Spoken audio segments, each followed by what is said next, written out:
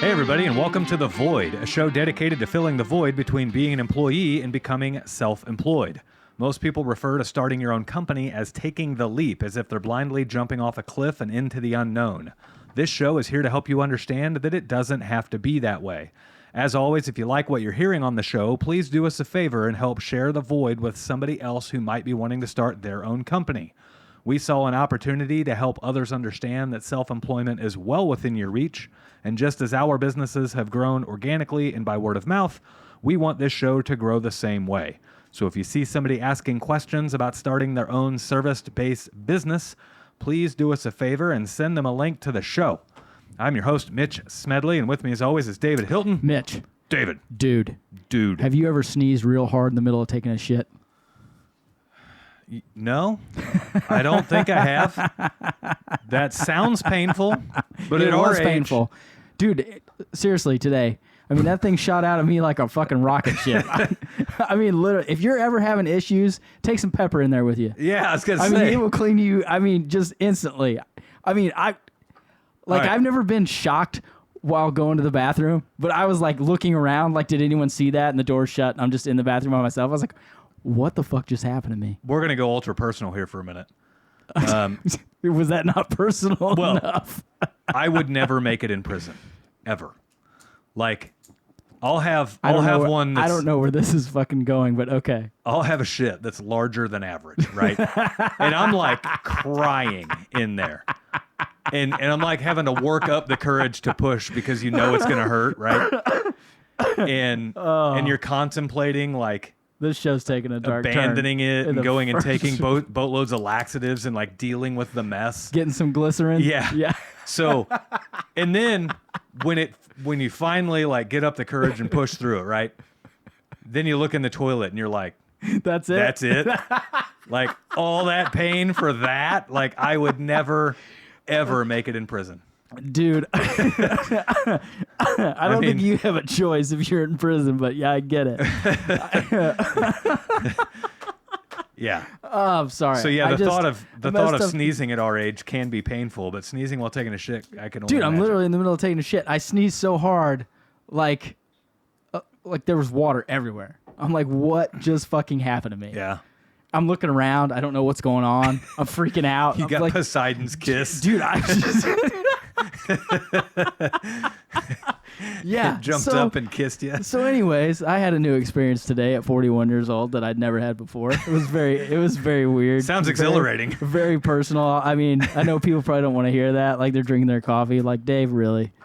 But sometimes I got to share my life experiences, man. So I had somebody. Oh my God. I had somebody reach out. I've had several people reach out over episode 102. Apparently, I was more fiery last week than I usually am. What did we talk about? Getting fucked over by my marketing agency was probably the most fiery part. Was that 102? Yeah. Yeah, I think it was 102. I had several people text me like... You dropped a lot of F-bombs. Yes! Yeah, you dropped a lot of F-bombs. Like, you're trying to catch up to Dave. That's probably what they were saying. I had somebody reach out and go, I don't think I've ever heard as many F-bombs from you. I'm like, holy shit. It was Dan. Dan has told me before, I think I like the show because... Dave's like me, and he just says fuck way too many times. Like it made me laugh when he said that, and I was like, then I got to thinking about it. Yeah, Dan says fuck a lot when we're on our one-on-one calls. He's right. Like we do say a lot of the same stupid shit. Used properly, it's a form of art. Yeah. Yeah. I don't know if I used it properly last I probably week or use not, it. I probably use it too much. Like it's a verb, a noun, an adjective. Like I'm just. Oh, it's everything. It's everything to me. Yeah. I don't know why. It deserves an Emmy. It deserves something. Or an Oscar. Or a fucking Oscar. I don't know. This show took a weird turn out of the gate. What do you want to talk about today, dude? All right, so we got 3 topics. One of them is a carryover from last week. Last week we wanted to talk about leading by example, and we never got a chance to. No, because the show went like an hour and 20. Yeah. And I'm not even sure exactly how it got that long. Yeah, we had a lot to talk about. We took a week off. Yeah, that's true. So we're gonna talk about leading by example. We're gonna talk about the hard way and how the hard way is the right way. And then we're going to talk about how things don't just happen. So, first and foremost, and believe it or not, all of these kind of roll together. First and foremost is leading by example. So, there's a common theme that you're going to want to adapt in business, and that is never require your people to do anything that you aren't willing to do yourself, right? Now, some people get that wrong. That's like the old adage. Adage. Thank you. Adage. Lead by example. Yeah, yeah. I mean, you always want to be leading by example, right? It's the absolute best way to lead. You can't be preaching to your guys about keeping a clean truck if your truck's filthy, because you lose all credibility with your guys, right? Yeah. You can't be preaching to your guys about keeping customers' homes clean if your shop's filthy, because if you don't even care to keep your shop clean, why would your guys care to keep the customers' homes clean, you know? Yeah. So, like, there's some basic levels to it like that, but it kind of goes two ways. So, like, leading by example. So just because you can subscribe to the idea that, you know, I'll never do anything, or I'll never make my guys do anything that I'm not willing to do, that doesn't mean you can't have your guys doing things that you're not doing. Some people way overthink that statement, and they'll say, well, if my guys are doing this, I'm doing it. Well, at some point, somebody has to be the leader in the business. Yeah, at some point, somebody has to spearhead things, right? So I can run service calls, and I would never make my guys run service calls that I'm not willing to run.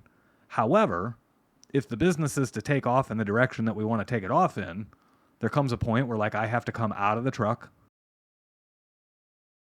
Hey, if you like what you're hearing on The Void and you want even more info, we just started a mentorship program specifically for trades professionals to start their business or to get their business to an incredibly healthy position. So if you'd like more info, click on the link in the description of this show.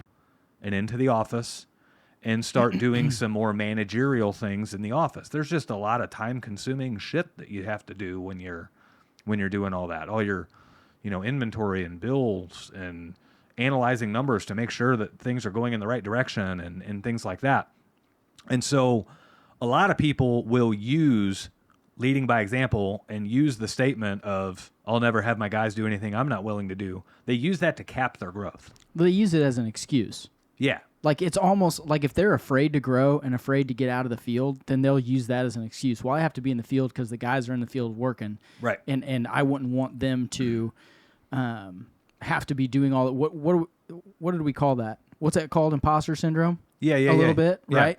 You know, that's kind of the same thing, right? Yeah. Like, you can't get out of the field because you feel guilty about it almost sometimes too. Like, that's another thing guys do. Yeah. Right? Yeah, like what you want to do is you want to get to the kind of the, you know, you'll see this a lot in like military establishments where you'll have a ranking officer or something. Like it's different on every branch of the military, but you have a group of guys and their job is to like be in the field. Maybe they're infantry or something like that. Their job is to be in the field doing the physical stuff, right? And then they've got a leader whose job is to kind of hang back and call the shots and make sure everyone's where they're supposed to be, right? Yeah. So you want to get the culture to a point where your field guys are looking at the leader going, don't you got some office paperwork to do or something? Like, get out of here. We got this. Get out of my ditch. Yeah. I don't need you standing here micromanaging me. I need you to be doing your job and let me do my job. Right. Right. And that's, you know, we've talked about this before. That's a real hard thing for some guys to do because they've been in the field so long, especially guys that have, I've been in service for 15 years and then they start a company and that company's been rolling for 3. I mean, they're almost 20 years in and they're like, well, how do I even get out of the field? Like, it's who I am. Right. You know, and it's difficult for them. Yeah. And there's kind of two ways. If you're that guy, so chances are if you're that guy, you started your company later, right? Yeah. And chances are, if you're that guy, you might be a lot like me, where the vision wasn't ever big enough. My vision for my company didn't start out big enough at all. No, you always thought you would kind of be in the field and have your guys, and we'd do it together, and that's where we. I kind of thought after 5 to 10 years, we might be doing $1 million in revenue. Yeah. And everybody be getting paychecks and that'd be good. And then all of a sudden you're like, you know, and that's why we talk about when your vision changes, you have to step back and kind of reevaluate where you're at. Like, hey, okay, my vision is now changed and this is where I'm going to go. Right. You know, that's what we mean by that. And one of the other things too with leading by example is, as a leader, sometimes it's your job to give the advice and to coach your people, even telling them things that they don't want to hear in the moment, right? Like we all have this way of like realizing that something might not, like maybe I need some help in this area, or I'm not quite seeing something, or I think this happens more often than not. Deep down, we know what we should do, but we don't like that answer because maybe it comes with a lot of work, or it's just different than we usually do it, right? That's 100% right. And so what we do is we start asking for advice, and really what we're doing is we're trying to let somebody else get creative and come up with some other way to do it that other than the way I already know how to do it. I just don't want to do it, right? Yeah, and or to talk you out of it. Yeah, yeah, and you're so scared to death. Our job as a leader is to be like, no, we just got to do it that way sometimes, and that's what it takes sometimes, right? Yep. I had this saying that I've said forever, that sometimes we have to work a little harder for our money, right? We have this dream scenario in our minds based off of good weeks or good months or whatever, and this is with any industry out there. Some months production just happens, right? Let's say you're in the sales business. Some months you'd have to try not to sell somebody something. Yeah, some months you just go to the job and you sell everyone. Right. Like you literally just sell everyone and you're like, dude. Yeah. And then there's other months where you're like, I can't get, You couldn't buy a sale if you wanted to. No. Right? And so what happens, the wrong way to handle that is the smart sales guys go into those months where everything's selling and they know that things are just falling in their favor. They don't take credit for it, right?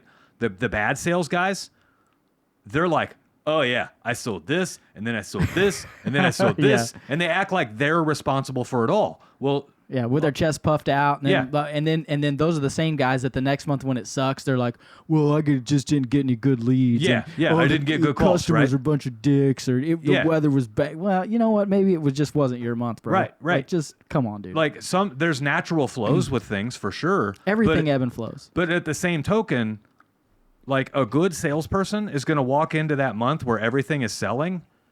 That's a red flag for me, because if everything's selling and I'm not, and it's fairly effortless, then I'm leaving a bunch on the table. I need some freaking resistance somewhere to prove that I'm getting as much as I can for an item, or getting as many sales as I can, or whatever the case may be. I mean, sometimes that's true, but sometimes it's just you're just hot. Yeah, just sometimes them all, it man. just rolls through, and it's easier, right? So it's no different than like in athletics. Sometimes the best team won. Other times, one of the teams just sabotaged themselves, right? Yeah, and they shit had it away. Foolish penalties at the wrong time, or they just shit the game away. Yep. And the right thing to do for the winning team, the right thing to do is be like, yeah, we played hard, but we got a lucky break at the end, right? Yeah. The wrong thing to do is be like, yeah, we made them. Yeah, we beat the best team in the NFL. Yeah, we got 3 wins this year. Woo, woo. Like, come on, dude. What are you doing? Exactly. So your job as a leader is to lead by example through the good times and the bad times, and stay humble when it's a good time. Yep. And then learn when it's a bad time. Right. What can we do differently? Right. Like it's hard for me. Like Mitch knows me. Hell, half the listeners know me. I'm emotional. My emotions are always on my sleeve, Like, it's hard for me to say, okay, don't say anything. Right. You got to check yourself at the door and be like, okay, I've got to handle this situation from a humble, neutral standpoint. Right. Like, for you, it's super easy. You're just kind of an even-keeled person anyway. Yeah, right? It's because I'm analytical, but that comes back to bite me sometimes too. I could yes, definitely it does, use. But we're not going to get into that today. It's not Psychiatry 101 today. I could definitely use a little bit more emotion-driven. Sometimes, stuff. yeah. Just like I could use more analytical. Right. But really, it is, and we talk about mindset on the show all the time, right? Mm-hmm. It's really your ability, how you will overcome that, no matter what type of person you are, is that you're able to step back and look at yourself and say, okay, wait, what is the right way to handle this? Right. Like, either check my emotions, or I don't know what you would say. I don't want to say check your analytics, but you know what I mean? Just you have to evaluate what's the right decision, in this moment for this thing before you just act rash and jump on board. Yeah. Yeah, I'm so black and white in those things. It's like you put in this much input, you get this much output. It's just that's what it is. And on a long enough timeline, it works. It doesn't work every single time, but on the law of averages, once you've verified how much input you're putting in, you know that, okay, I put in this much input over this amount of time, it's going to result in this much output over that same amount of time. Well, yeah, now, it's like you may have peaks and valleys along the way, but that is what it is, right? And that's like, to use a sports analogy, that's like the analytics of baseball, right? They're like, the numbers are the big thing. Oh, his on base is 320. He's a great player. He's this, he's that, he's blah, blah, blah. Right. In sports, heart has a big part of it too. Totally. Like, you can have equal quarterbacks on a team that put in the same amount of practice, that have the same wide receivers, that have the same line, but then when shit comes to hit the fan, one of them just digs down deep and pulls out with that heart like, hey, right, I'm just going to get to the next level. It's right. the same thing. Right. Yeah. A good example for leading by example. All the restaurants that closed during COVID saying they can't find good help these days. Right? I'm not going to say this is the case for all of them, but a significant majority of them, they didn't fail because they can't find good help. Good help is created. Good help is built. Good help is earned. It's not found, right? Yeah. You don't just walk down the street and find help, right? No. You're actively searching for good help. You're actively doing things that make good help want to come work for you, right? So chances are these smaller mom and pop shop restaurants that folded during COVID, chances are the owners of those restaurants were largely removed from the organization. They weren't spending as much time checking on things as they should. They didn't have enough safety nets built in like they should. And they were running a very fragile ship.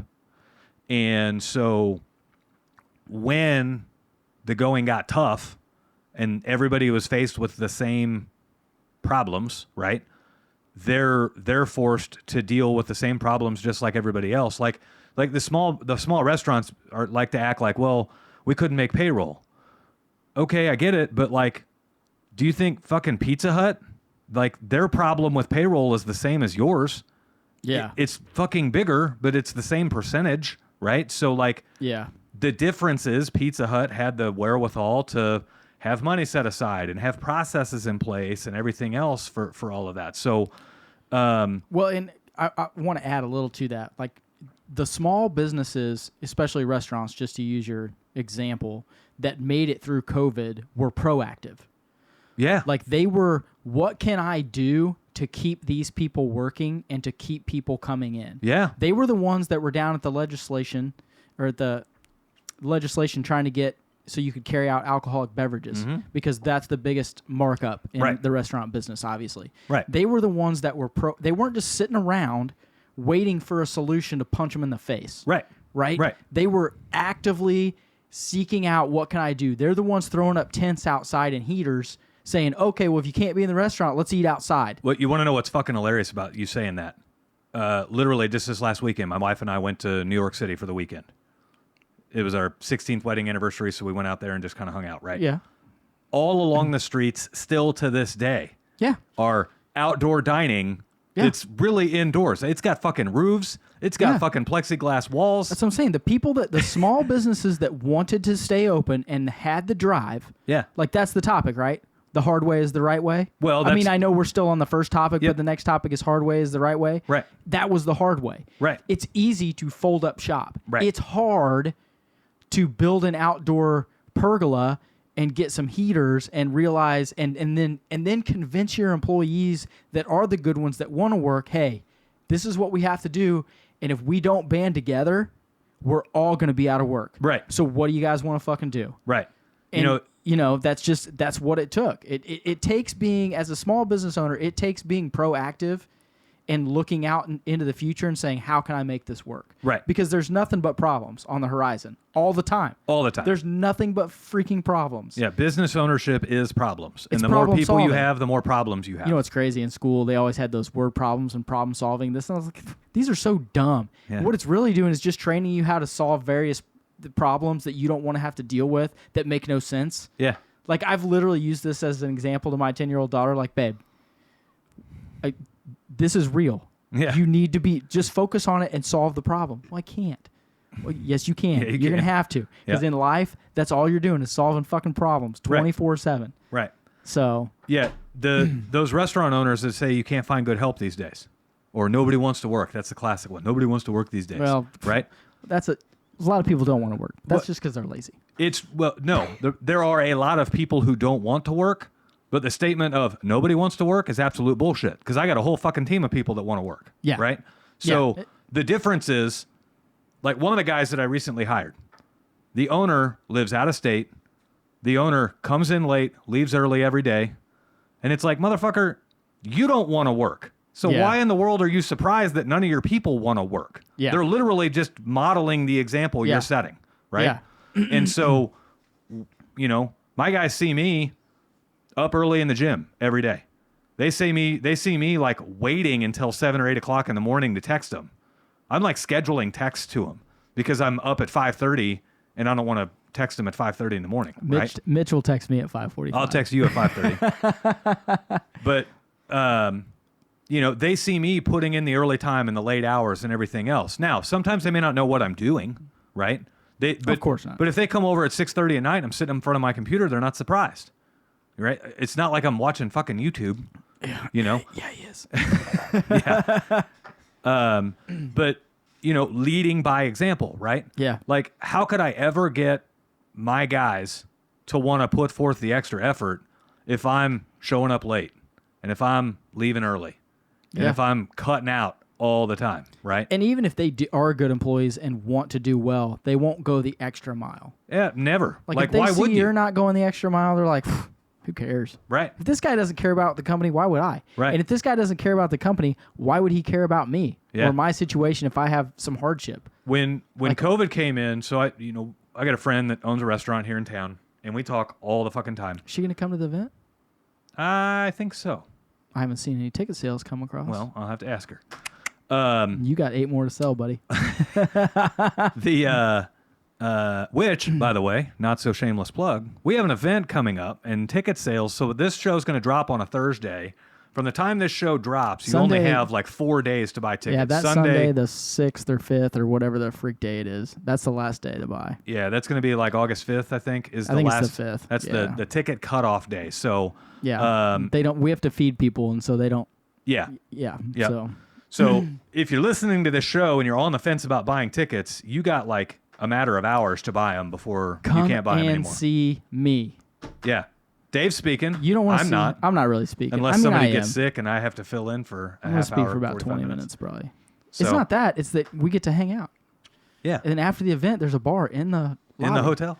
I'm not buying any of you shitheads beer, but if you want to buy me one, I'll drink with you. There you go. But yeah, so I've got this friend that owns a restaurant, and literally as all of this stuff was happening, she's texting me ahead of time. I think they're going to do this. I think they're going to do this. All this stuff, right? Well, it just so happened that a couple of months before the COVID closures happened, she moved into a new space. And she was like, it's too big. I don't know. It's just too big. I don't know what I'm going to do with that space. Well, guess what happened after like COVID started easing up? She could have a full fucking restaurant and stay socially distanced because she had the space, right? Yeah. So proactive, right? But then unintentionally proactive. She's also like, can I get into DoorDash? Can I sell stuff right out the front door where people aren't even coming in and dining? Can I put up, like, she was checking out the prices of tents to put tents in the parking lot. Yeah. And all of this, she's staying proactive ahead of the game, right? Meanwhile, other restaurants are like, well, I guess I'm just doomed. And they're blaming it all on COVID. And that's the story they tell. And everyone then starts thinking, well, COVID killed a lot of businesses. It killed enough for sure. Yeah. But it definitely, you weren't helping your case if you were just taking what life was bringing you anyway. And let's talk about that just a little bit. Like, so say 6-8 months, a year before COVID, if you were just, I'm not going to say restaurants, if you're any business and all you were doing is just taking what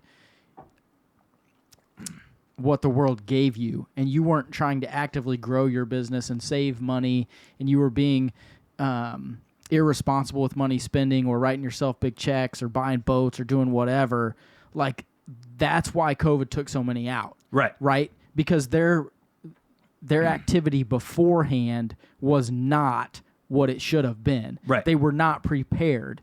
It came in like a freaking freight train, and like if you were, 1 month behind already or on the fringe of making your bills every month, it instantly took 2 weeks and you were out. Yeah. And even if at that time you had decided I'm going to be proactive and I'm going to do this, well, it's too late. Yeah. Because you were lazy beforehand. Yep. And to be honest, it was probably, whether COVID was here or not, you were probably about to go under anyway. I mentioned to Erica, So- the moment all that stuff was coming down, I said, you're going to watch a lot of businesses fold within 1 or 2 weeks of this. Yeah. And those are businesses that were a week away from bankruptcy for the last few years. Yeah. They were floating checks and robbing Peter to pay Paul for the last every 2 month. years. And Yeah, all it took every month was a tiny little prick. One hiccup. Right?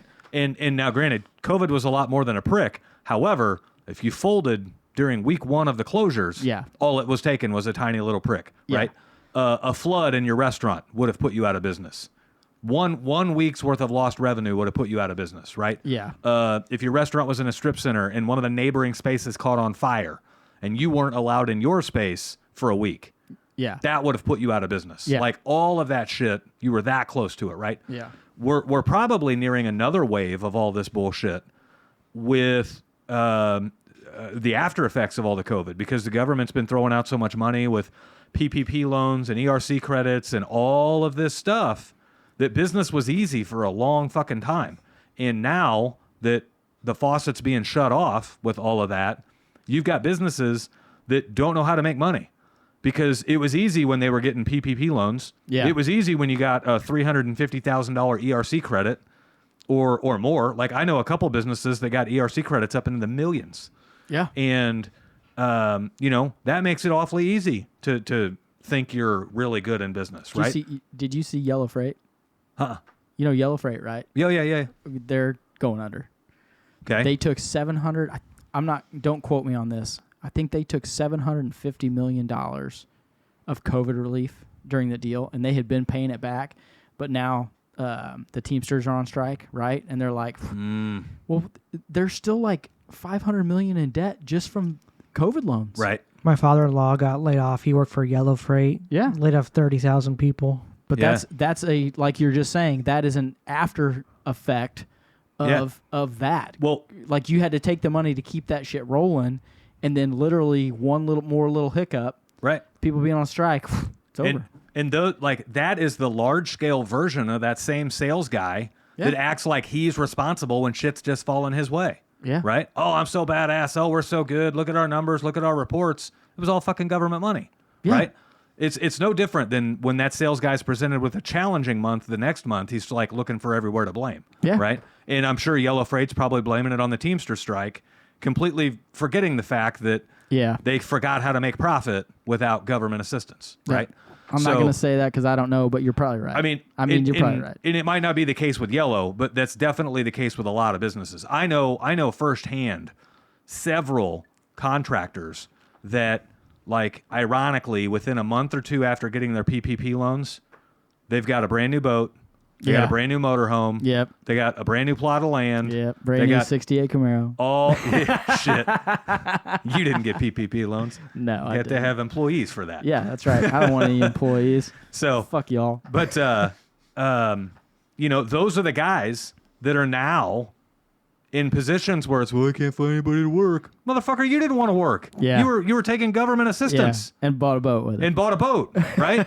And Yeah. like you did more than not work. Like Yeah. you played. Yeah. So yeah, that's just leading by example runs the full gamut all the way from doing the small tasks to how you manage your finances and how you run the organization, right? If you're foolish with your finances, your employees are going to be foolish, and you don't have a leg to stand on to argue with that. So, Excellent. Well said. Topic 2, the hard way is the right way. It's a great segue, like what you were talking about earlier.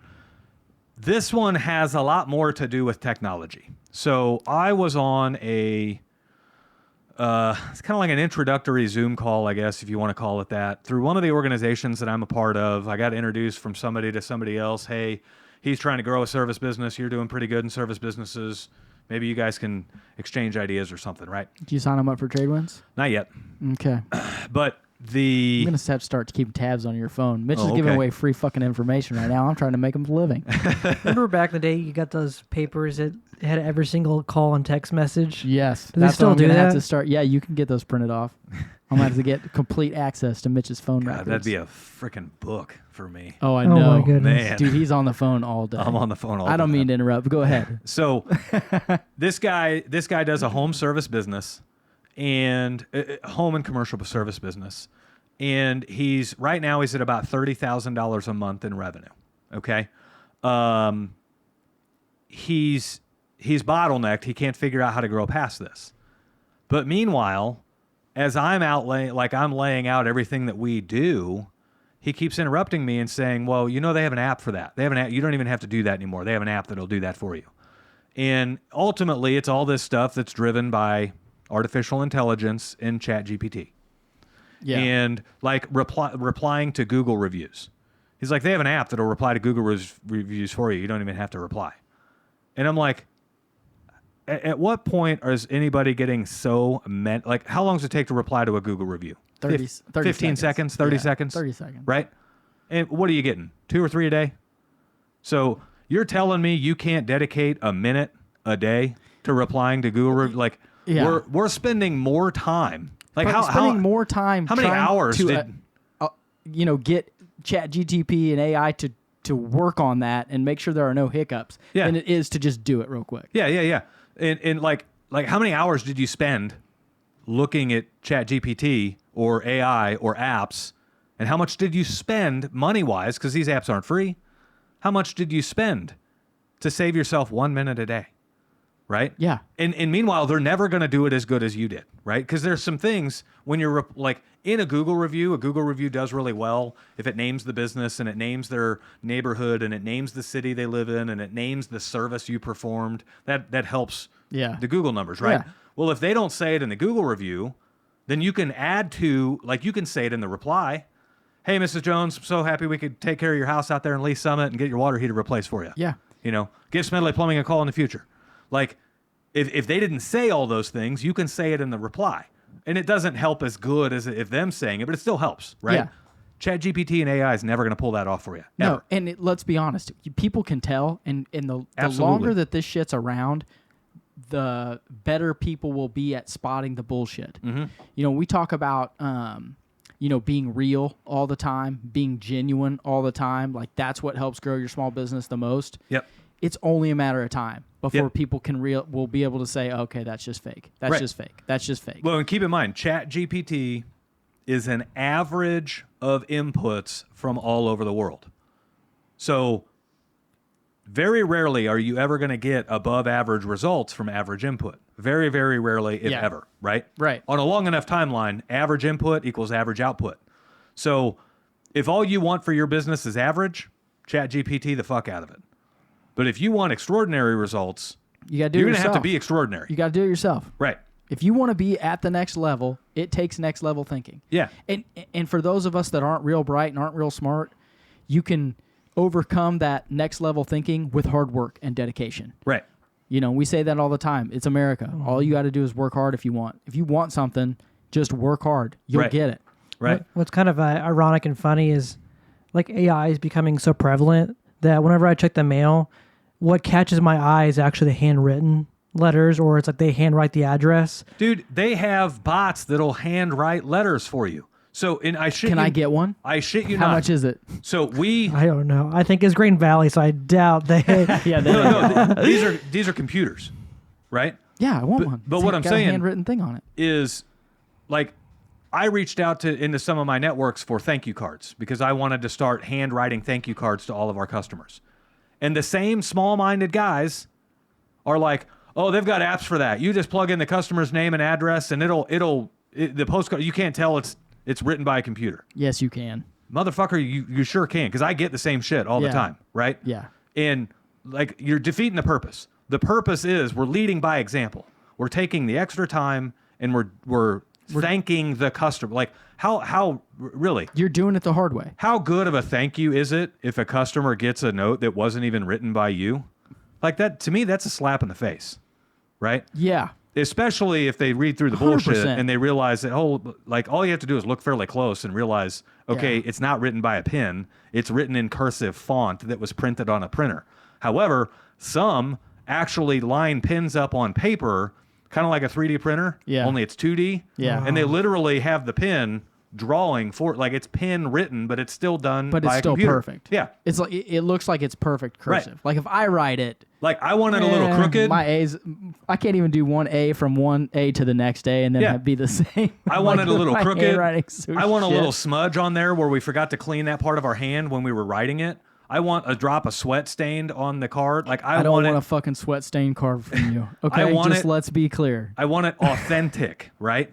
And I was having to like argue my case with some of these people. Now, you look at where they're at in business, and they're doing $10,000 and $15,000 a month or $20,000 a month, and it's like, yeah, you're forever going to be at that level if you're trying to rely on ChatGPT and AI to grow your business. Your business will not grow unless you put in above average inputs. I posted on Facebook here recently about we were getting all the schedules together for all the speakers, and then we were going to drop the itinerary. Yeah. One of my friends, here, I'll read it. Okay. How long is this going to take? It won't take long at all.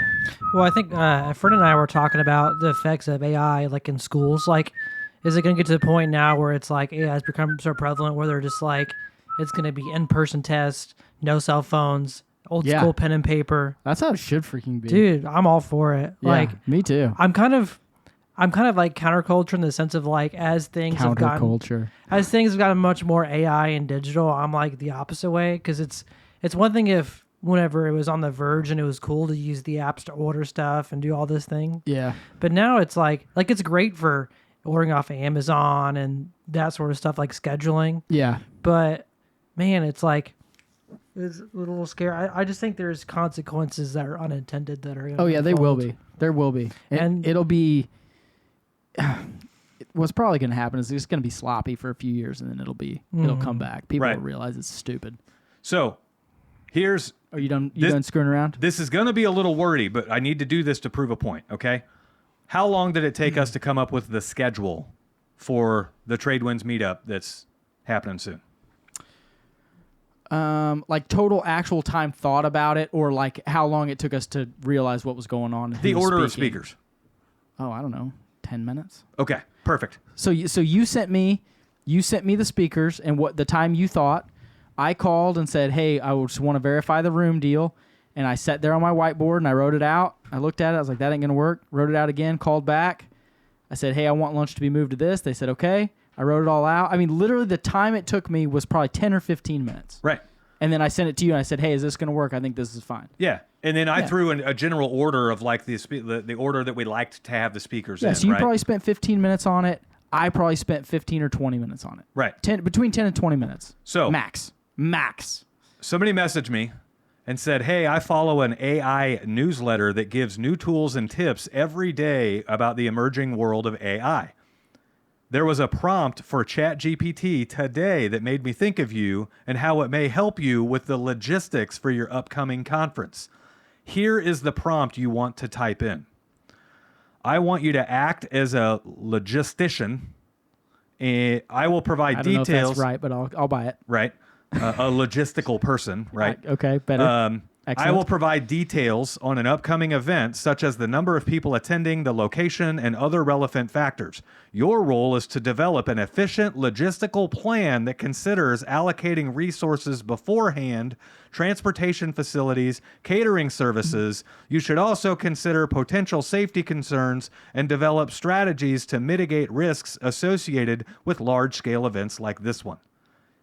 Fuck off. That's the initial prompt he wanted me to put into ChatGPT Yeah. to do all this, right? And like, don't get me wrong, it'll probably spit something out and actually be workable, right? However, Yeah.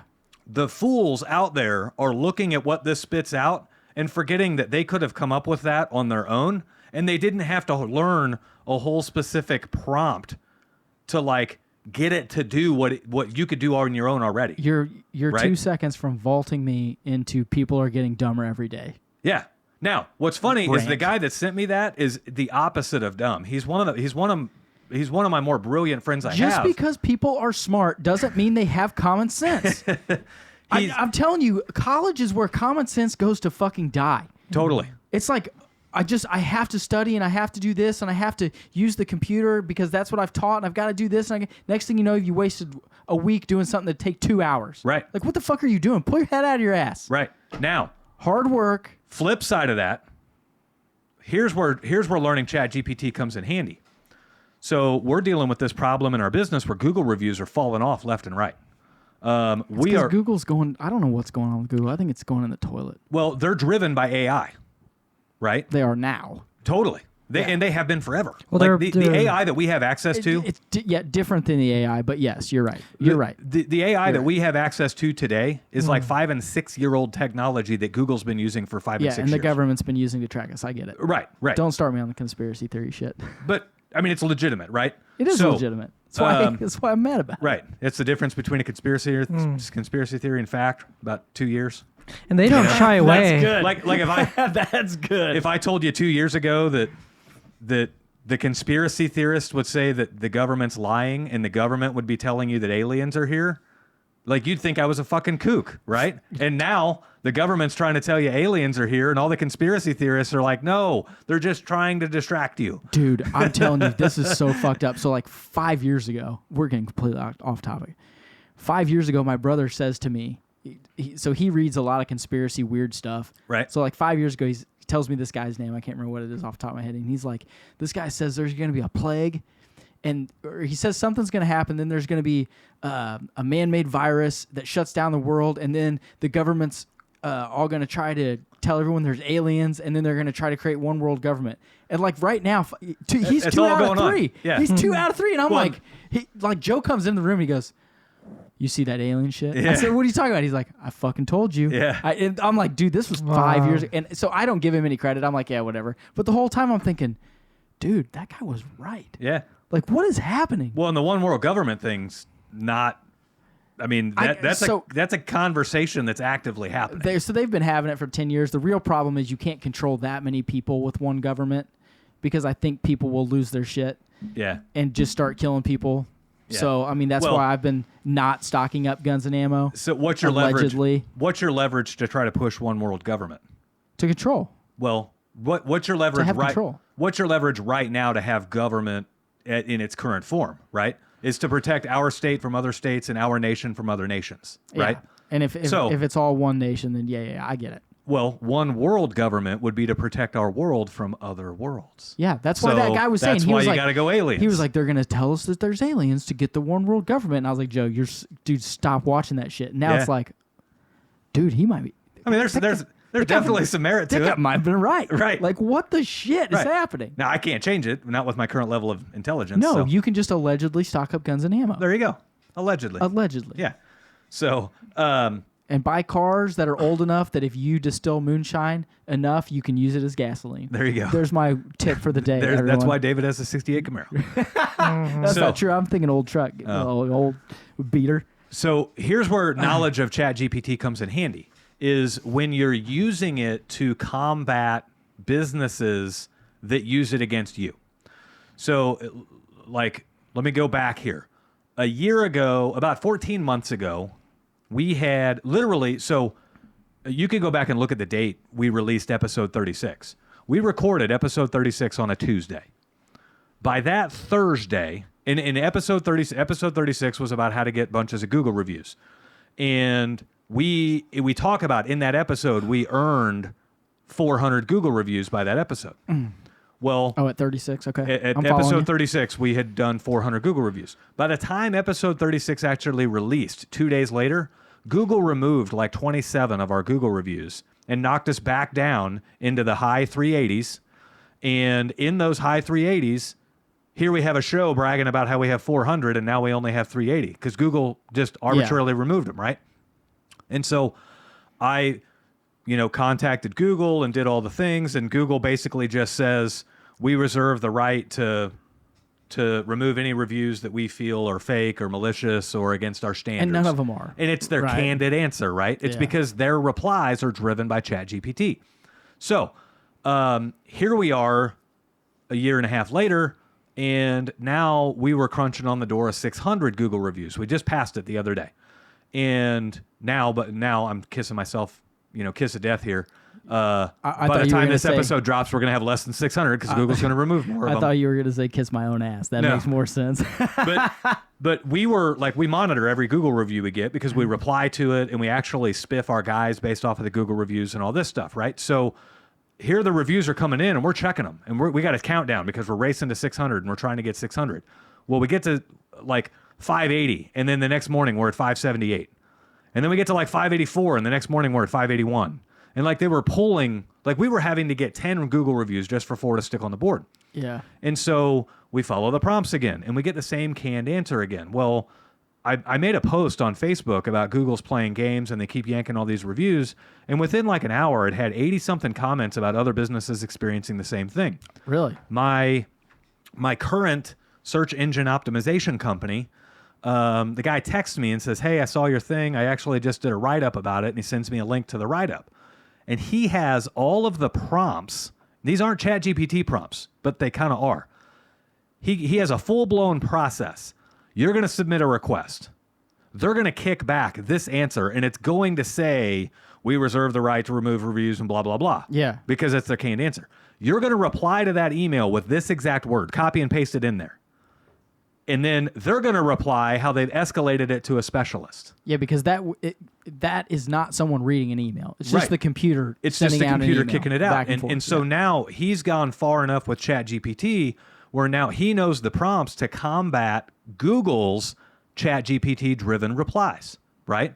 Nice. And so I'm not through the process yet. I'm waiting to really talk too much about this until I am all the way through and it works, because I'm going to give the guy one hell of a prop on the air for this. But so far, we're 4 steps into this. This process is about 24 steps long.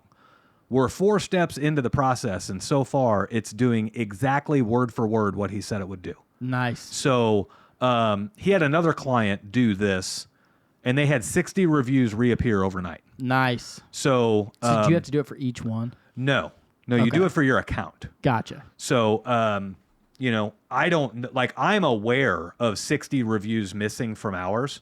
I'm unaware of how many people left us a review and it never even posted to our account. There's probably no way you can even look at that. Google will put them back once you go through all this process and verify. You're saying you may do that and you may end up with 100 or 150, right? 200. Maybe we go up by 100 overnight. Who freaking knows? Who freaking knows? Like we'll find out. I gotcha. So I gotcha. That is where knowledge of ChatGPT and AI can come in handy. Don't use ChatGPT and AI to do shit that you should be doing yourself, right? You wouldn't ask ChatGPT how to tie your shoes. You already know how to fucking do that. Yeah. You wouldn't ask ChatGPT how to organize a list of speakers. You already know how to do that. Yeah. Right? You wouldn't ask ChatGPT to do shit that you can figure out on your own. Well, don't waste time. Don't waste 4 hours doing something that you can do in 1 hour. Right. Like, it doesn't make sense. And you think that you're going to learn, I'll learn it, and then the next time, no. Right. Just do it yourself. Well, like it's so much easier. What do they say all the time? It's easier if I just do it myself. Yeah. That's one of the most true statements on the planet. Well, it's just easier if I just when do it comes myself. to ChatGPT, if you want it done right, it's better to do it yourself. Like that's probably more true than not right now. At the beginning, right? For sure, right? Because ChatGPT is going to give you an average response. Well, I don't want average. I want extraordinary. Yeah. ChatGPT is not extraordinary. Yeah. Right? So there are places for it, but not in the customer experience. And I will add to this that this isn't just using like literally a ChatGPT app. There is tons of automations that are hurting you as well. Prime example, every CRM out there, like 10 years ago, these softwares came up with the idea or the ability that whenever the technician clicks traveling to a service call, the person on file for that service call gets like a text or an email saying your technician's headed your way. Well, that's more automation. Exactly. It's automation, right? But it'll give them like a photo of the guy and it'll give them like a bio, right? Yeah. And when it first came out, you're like, oh, that's kind of cool. The computers can do that. Everyone quickly learned that ain't helping the customer experience. Because just because you see a picture and a half-written paragraph of The guy likes spending let's just explain how all those are. For one, the picture is 10 years old and about 40 pounds lighter. It's no different than a fucking real estate agent. Mitch in his 20s. If you're a real estate agent listening to this and you want to change the game, get your fucking photo off your billboards. I don't choose my real estate agent based off of how they look. Yeah. And if anything, if you have a photo on your billboard and I meet you in person and that photo was 20 years old, I now distrust you. Well, because what are you trying to pull? Yeah. Right? Well, or you're lazy and just pick the only stock photo you had. Or most real estate agents are self-absorbed, pompous assholes, and they think that people want to see them. That's not the case. Well, it's almost like real estate agents. I've worked with them before, and it's almost the like real estate agent Mitch out. They talk about getting headshots like their agent is asking, like they're like in Hollywood. Like I remember there was a guy who was mentoring a guy that did shots for us. Like, okay, you gotta get a headshot and a medium shot. I'm like you're not going into Hollywood. You don't really. They talk about it like you're an not actor. running for Congress. You're trying to sell a fucking house, and you know what? You know what helps sell houses? Proven track records of selling houses. Nobody cares if you're a man or a woman. Nobody cares if you have a beard. Nobody cares. Do you know what fucking sells houses right now and gets people to let you list their house? Doing the hard work. Answering the phone. Yeah. Yeah, exactly. That's the easy work. Just answer the damn phone, you jack-offs. Right. When I call and want to know about a house for sale so I can buy it and rent it, right. Answer the damn phone. Right. Now I'm mad. What? So, all these softwares that would throw a technician photo on there, right? It's all a 10-year-old photo that's 40 pounds lighter. It's all a clean-shaven photo, and the guy hadn't shaven in fucking weeks, right? So now you show up, and your shirt's pressed and nice in the photo, and then you show up and you look like a fucking slob, right? Because you're expecting ChatGPT to do everything for you. Don't judge me. So then the descriptions are all the same. Loves spending time with his family, enjoys and list two it's like a fucking Mad Libs article, it's right? not Like the enjoys truth. two hobbies. It's not the truth. No. Married, has 2 girlfriends on the side. Yeah. One's has 8 baby In debt up to his mama. eyeballs. Yeah, loves to play golf and get so drunk he's passed out by hole 15. Like, it doesn't tell you the truth about the guy. Right. Right? It's like a bad Bumble ad is really what it is. Yeah. I feel like I would let that guy in because that's honest. I'm like, okay, that guy can come to my house and right. work. Like, hey, man, what's up? Having these beers today? Not yet, bro. Right. Maybe later. It's like the homeless guy that's like on hard times, anything helps. I'm not giving that guy any money. Now, the guy that, like, I literally have a photo in my phone, homeless guy holds up a sign and it says, need cold beer and a fat butt lady with a job. I'll actually give that guy a couple bucks. First off, I don't know if I should say this or not. So Layla's practice was off Swope Park, right? 63rd Street and 435. Yep. Like homeless camp USA. Oh, yeah. Well, I'm going down there one day to meet them to pick Layla up, right? And I got beer in the truck. And there's a guy out there, anything will help. I just rolled down the window and gave the guy 3 beers. I was like, hey, dude, you want some beers? He's like, dude, really? I was like, yeah. I was like, I ain't got no money. I said, I'll give you 3 beers. Right. I just gave the guy 3 beers. Like, now take the $10 that somebody else gave you and actually go buy food with it instead of the beers. Yeah. I'll cover the beer. Right. He's going to go buy booze and drugs. Just, Right. you know what? Here's 3 beers. Like, I shouldn't give the guy 3 beers. You didn't share your Coke with him, did you? No, that's mine. That's mine. Well, no it's one's like- taking that shit from me. But Well, yeah, it's just I gave the guy 3 beers. I mean, come on. Right. One of the AI side for like photographers is they have like it's called degenerative fill, where it's like you can go in and be like, oh, I want a bright sky. No, I want the house to be red. And so you're commanding all this stuff.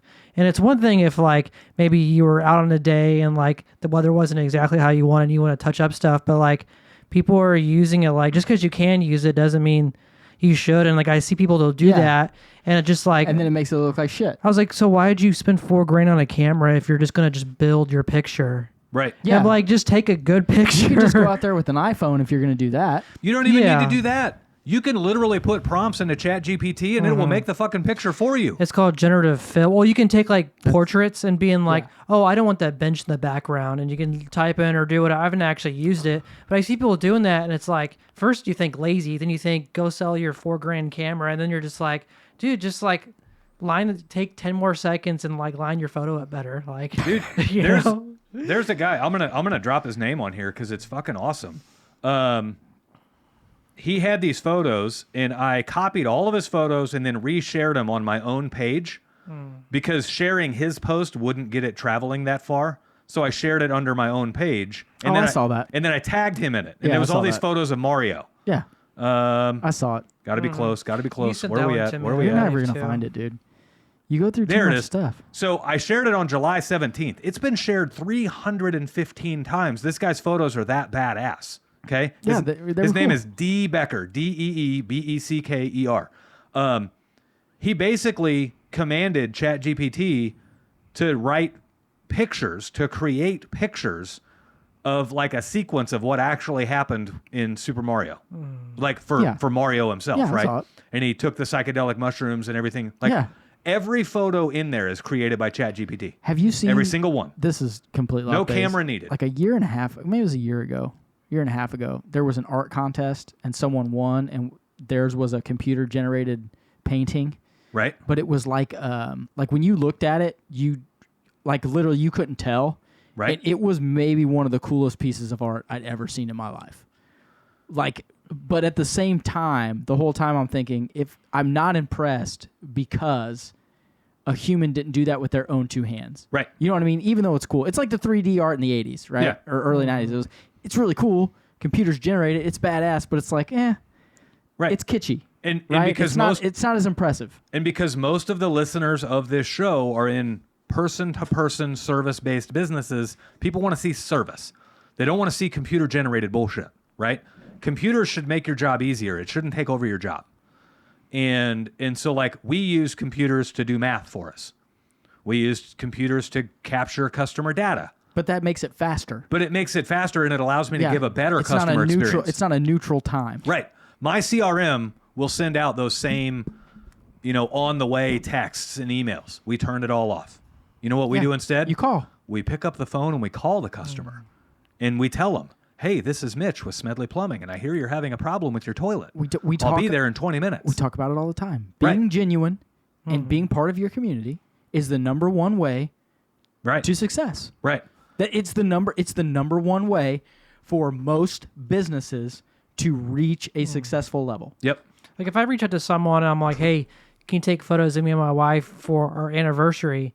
And then I find out they use like something like generative fill AI or whatever. And I'm like, if you're going to do that, I'll go on ChatGPT and just be like, Austin Caitlin photo in front of a waterfall and just do, you know what I'm saying? It's like, Right. you're kind of like, Yeah.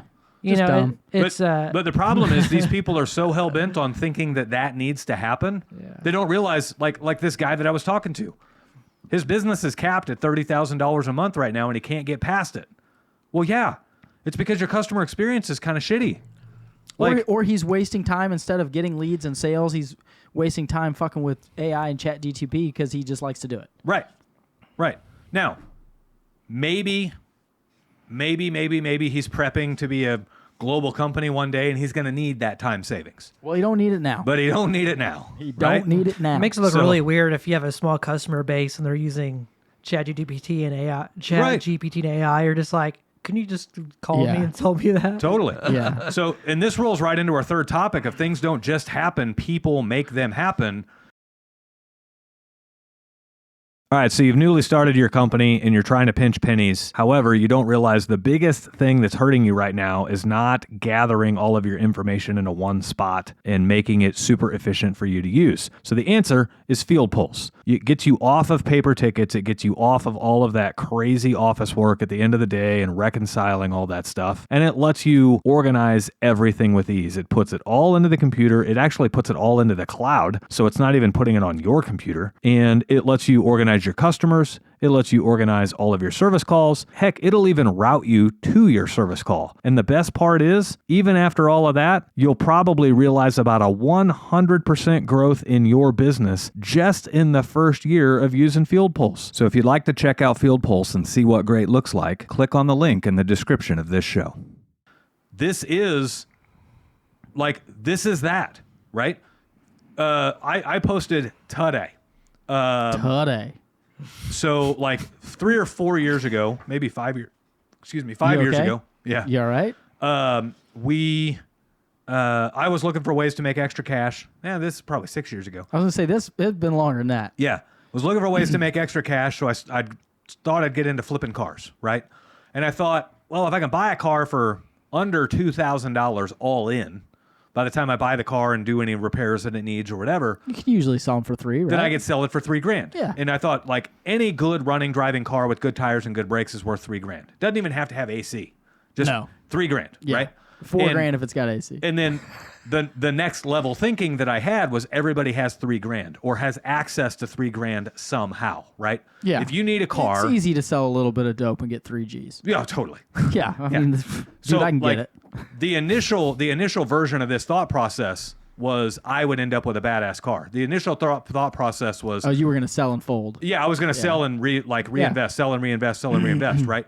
And then I started thinking, like, you start getting into $5,000 to $10,000 cars, and It's harder that's to make that $1,000. yeah, people don't have that kind of cash, so now you're like a bank can come in It's and easier- like it's now easier they got to- to get a loan. Save the 1,000, take the 2, buy another one. Yes. Then get 1,000. And so I did, and I found out, like, I don't have a dealer's license, but in Missouri I It's can 12. I'm guessing 6. That's it. You can 6? buy and sell 6 cars for profit in a year without a dealer's license. Way off. Right? So No, but you can do 6, and Danielle can do 6. right. So we actually had to do that with the 7th. We titled it in her name. Yeah. But No problemo. the real quick sidebar on that, in Missouri you only pay tax, like you get a sales tax credit when you sell a car. So I would buy them for $1,800, $2,000. I would sell it for $3,000. I would take my sales slip when I'd buy the next one for $2,000, and Careful I'd have what to you go. say here. No, this is legal. Okay. I would when I buy the next one for I'm your friend. $2,000. I'm just helping you out. I'd buy the next one for $2,000, and I would have to take, go in and title it in my name. Yeah. Well, I would have the sales slip from the one I just sold for $3,000. Yeah. So I wouldn't have to pay sales tax on any of these. Yeah. Because I get a sales tax credit for Yeah. $3,000, and I apply it to my $2,000 purchase. Yeah. And so I literally bought one car, and then turned it into 7 cars, and didn't pay sales tax on the other 6, only the first one. Yeah. But anyway, my first round of doing this, I found a car auction down the road from where I worked at the time, and it was one of the only auctions in the area that would sell to the public. You didn't have to have a dealer's license. Yeah. So you could go down there and check out the cars during the day, but the auction was online. So I post, I find 2 cars that I like. You couldn't test drive these cars either. That was kind of the sketchy thing about it. You're taking, like, they would test drive them and then write up a report. Oh, it seems to make a noise, or it runs fine, or whatever, right? Ouch. Yeah. So Ouch. there's a risk, right? Yeah. Ouch. So I find one was a little like Hyundai Elantra or something like that. And then another one was an old Ford Focus. And so I had both of these cars on my like A list. If I can get one, great. If I can't get that one, I'm going to try to get the other one. The Hyundai comes up first. And I end up buying the Hyundai for $1,450. Jackpot. Keep in mind, I was prepared to spend as much as $3,000 on this car. Okay? So I got it for like half of what You're I like, wanted I'm to buying do. this other one too. So, bitch. so now I'm looking at myself going, man, I still got $1,550 in my budget. I budgeted $3,000. So let's see if I can get this other one too. Well, sure enough, the Focus comes up right next on the docket, and it starts bidding. I end up buying that one too, right? And I think I got that one for about $1,500. So I bought 2 cars for Perfect. $3,000. Right. Yeah. Right? So I pay for them. I go up there the next day and I pay for them with my debit card, and I get them home, which was a feat in itself to get them home. Come to find Another out, story for another day. yeah, come to find out, the Hyundai needs a wheel bearing, and it's like growling, screaming the whole way home. 40-minute drive on the highway with a bad wheel bearing, and it's like, That's okay though. Wheel bearing's easy to fix though. yeah. It's not So bad. I pop a wheel bearing in it. I clean them all really, really, really well. Change the oil in them. They already had good tires. I put brakes on it, which all this stuff is like absolutely, like a wheel bearing was $35, brakes for like $40. Like, it's dirt cheap, right? Yeah. So I do all that stuff. I sell it within a week, and I sell it for $3,000. Yeah. Okay. By this time, my bank statement comes in. The freaking auction place never charged me for the second car. And nice. I'm like, honest, right? So I call him up the next day. Better and- person than me, dude. Yeah. I call him up the next day, and I'm like, That's my hey, car. I got a couple of cars from your auction there last week, and I just got my bank statement, and you guys didn't charge me for one of them. This lady cops all this kind of attitude, and she's like, I never make mistakes. How dare you accuse me of making a mistake? I can Okay. assure you that whatever is on your bank account is correct. I'm sorry, ma'am. And I'm like, Have a nice day. okay. Like, Click. I'm not going to try really hard here, right? Yeah. No. So the Focus, I spent about $200 at a junkyard. It needed a new hood, new bumper, and new headlights. And And so I spent $200 at a junkyard, and I got new hood, new bumper, and new headlights for $200. Jackpot. And I drove that car for like 2 or 3 months. I didn't pay shit for it other than the $200. I ended up selling it for $3,000. Nice. Wow. So this whole thing happened, and I ended up pocketing like $4,000 out of this whole ordeal, and all I Jackpot, had to baby. spend was about $2,000 total. Nice. Sold both cars for $6,000. Nice. Okay, so somebody messaged me and said, "Man, I wish I could find a deal like that." And that's why the reason I'm you telling you have to go look. right. Good things don't just happen. People make them happen. I guarantee you that guy's not looking for deals, right? You put Yeah. yourself out there looking for deals and looking for deals and looking for deals. Guess Yeah. what? You find deals. Yeah. But meanwhile, you got these people that are saying, "Oh, I wish I could find deals like that." Meanwhile, they're never looking. Yeah. Like shit just doesn't. Nobody walked up to me and said, "Hey, do you want 2 cars for $1,450?" You can't sit around your house and just think, man, something great's going to happen. That doesn't work. You Right. have to apply apply yourself. Like, Right. You have to get off your butt and say, I'm either going to work hard or apply myself to get the, excuse me for doing this, quote unquote good deal or quote unquote lucky break. Right. It's not luck.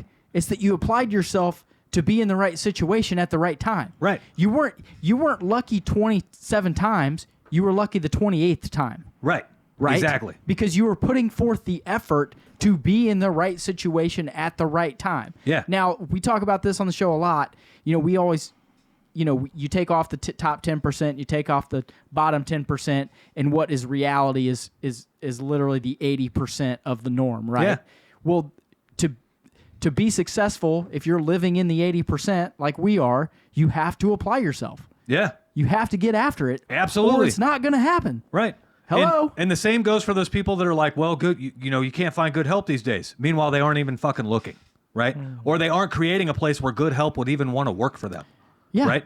So like this shit doesn't just happen, people make it happen. The guy that I was on the phone with or on the call with about growing the business, he was making comments about like he'd love to get his business to the level where mine is. But meanwhile, he's refusing to put in the work that it takes to do it, right? He's wanting to make ChatGPT and AI and all this shit do all of that.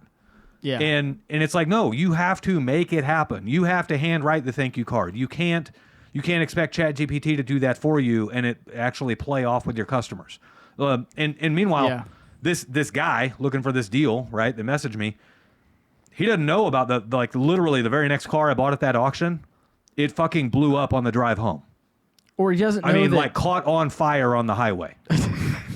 So like, there's risk in all of this shit. yeah. So- Or the fact that the other 15 guys that didn't get the 2 cars that you got had went and been like the 8 weeks before that and hadn't got a deal. Right.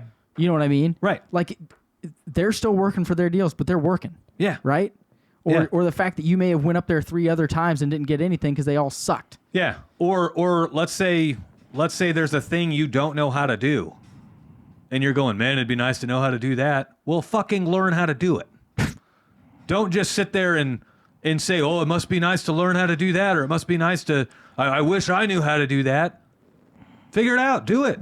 Like, what's stopping you from putting in the extra time to do it? Like, nobody's going to show up and say, like, hey, I got a feeling you don't know how to work on this type of thing, so I'm going to pay for your training for you to go do it. Like, Yeah, that it's- shit doesn't happen. It's unbelievable. I put that on. Did we talk about this on the show? Yeah, a little bit last week. I put it on Tradewinds group, didn't I? About the car?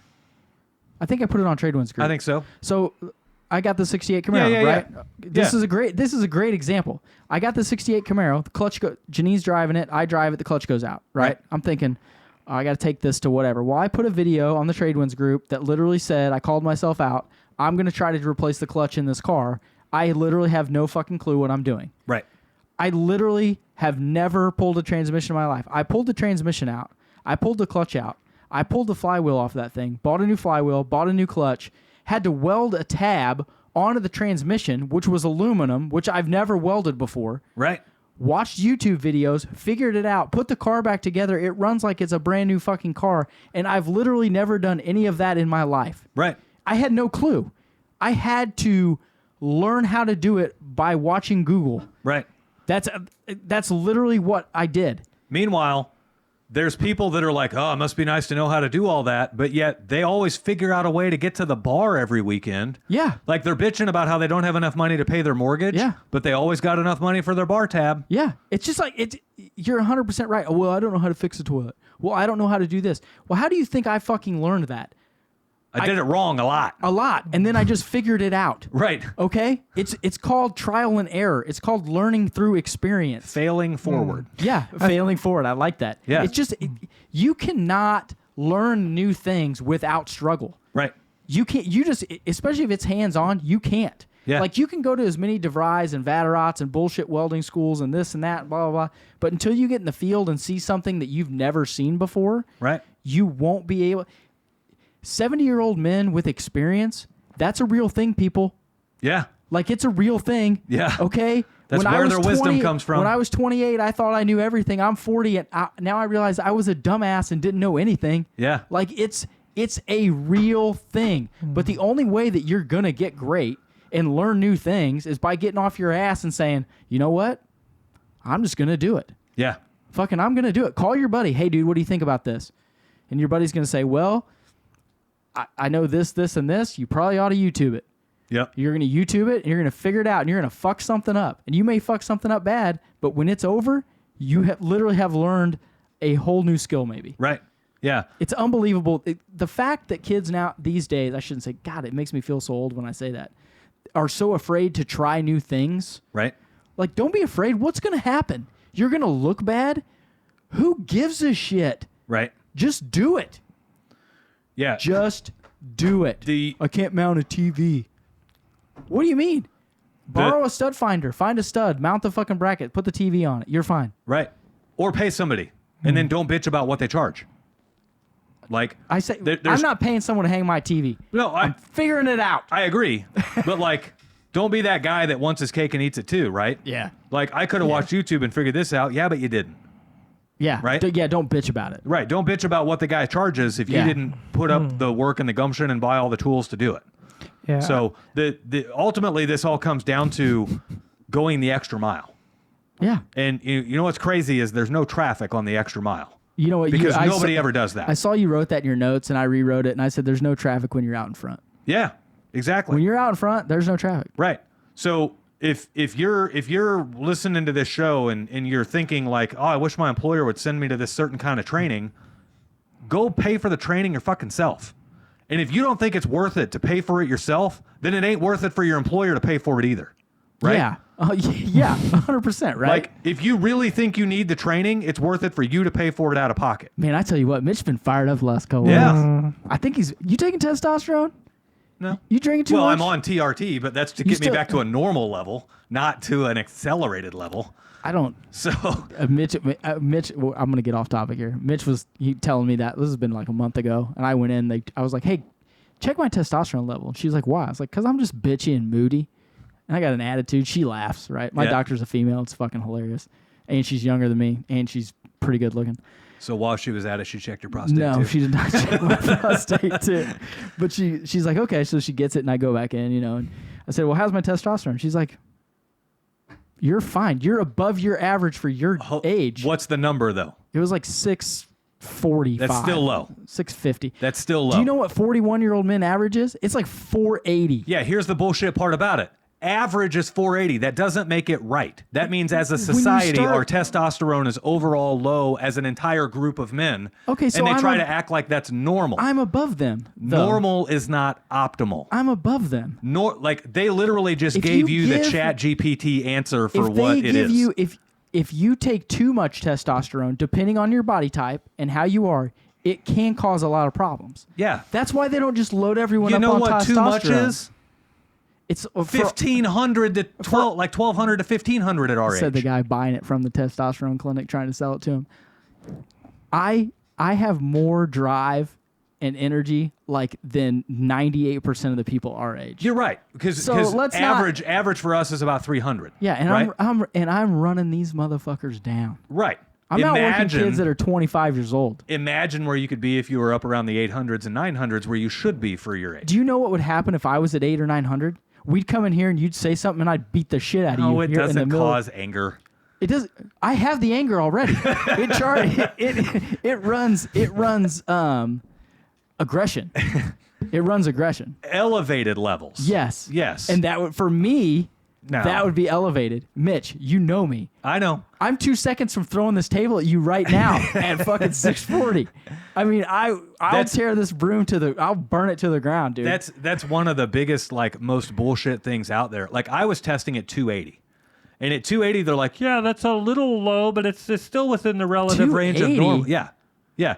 And they're you like, pussy. that's a little low, but that's still within the normal range. It's not anything we're going to do anything about. I couldn't take more So testosterone. you go out, you go talk to any. Dude, I'm wearing Janine out now. You go, well, I mean, there's no way. maybe she needs hormone If replacement I therapy. was at 800, she couldn't walk.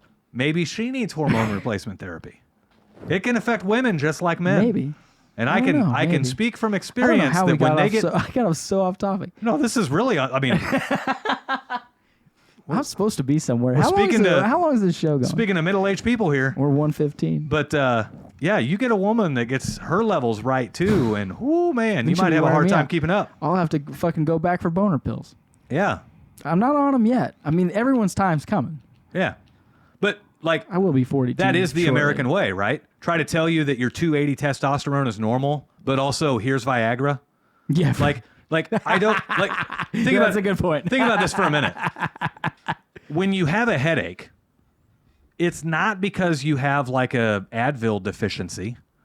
It's not because you have a Tylenol deficiency. No, There's it's 'cause some other thing causing it. It's because you're 90% of the time you're dehydrated. Most of the time. Yeah. Right? My daughter all the time, Dad, my head hurts. Drink some water. Right. Hour later, how's your head? I'm fine. Right. But like Drink some water. the Or have 2 general shots of vodka. overriding It will go thing away. is take this medicine take this medicine like it's the cure, but it's not the like and we do this in business too. Take the measure to prevent the result rather than actually solving the cause. Yeah. Instead Right. of solving the problem, try to mask the Right. symptom. I mean, Right. I'm 41. I take 0 meds other than TRT. I take. That is the only thing I take, I and do literally take the only vitamin reason D3, but I have to. the only reason that prompted me to even get on it was because I had low sex drive, and I had been busting my ass in the gym with almost 0 results. And as much as hard as I had been working in the gym, like I should see something, right? And also, like I was emaciating myself with a diet and still not losing fat. So all the Your signs, body wasn't burning fat. Right. Which you have to have testosterone. all to burn signs were pointing to low T, right? Yeah. So then I go to actually TRT specialists, and they're like, yeah, 280 is like astonishingly low. Yeah, like we that's want to pretty see low. you somewhere around 1,000 at 40 years old, 41 years old. That's too And much. they said like when you're 18, 20 years old, your testosterone's closer to 1,800, 2,000. And when you're 40, you want to be somewhere around 1,000.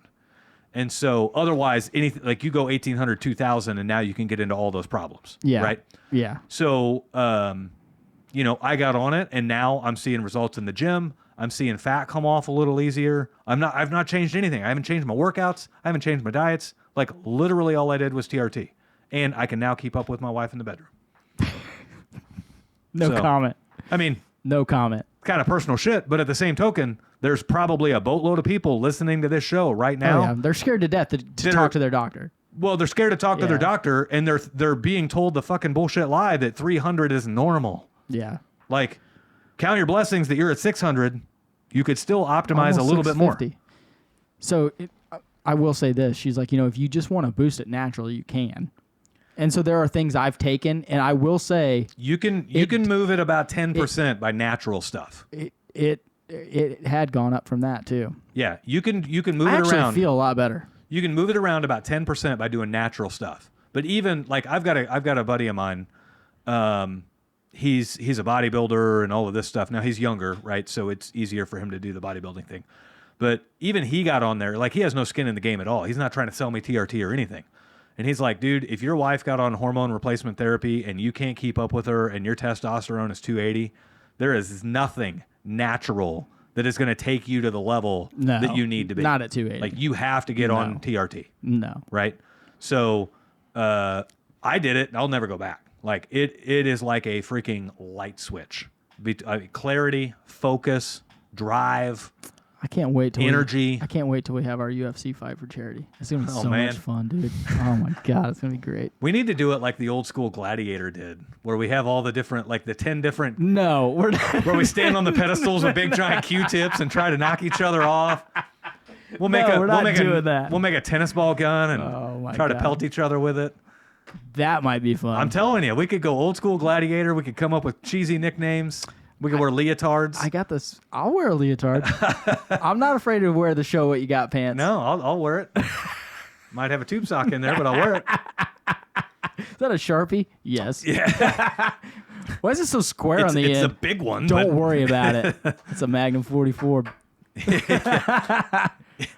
Wrap us up, Mitch. We're like we 120. ran long again. That's so, all right. Guys, if you enjoyed the crazy show, bastard. if this dropped value, if you got something out of this, do us a favor and share this with somebody who needs to hear it. Right now, you're thinking of somebody right now that you're like, man, that guy would love to hear this, or that lady would love to hear this. Literally, hit back on the app one time, go to the share button, and share it with them. Just text message it to them, right? Drop, like if you're on your local groups for your trades, whether it's electrical or plumbing or HVAC or any of that stuff, and you hear of guys posting about starting their own business, drop us on there. Tell them to go follow the Void podcast. Like we've got well over 100 hours of absolutely free content floating around out there. It costs nothing. So throw that out there and help your buddies out. Do us a solid. So we drop all this information for free. All that we ask is that you help share the show. So until next week, guys, we will see you later. Love you, boys.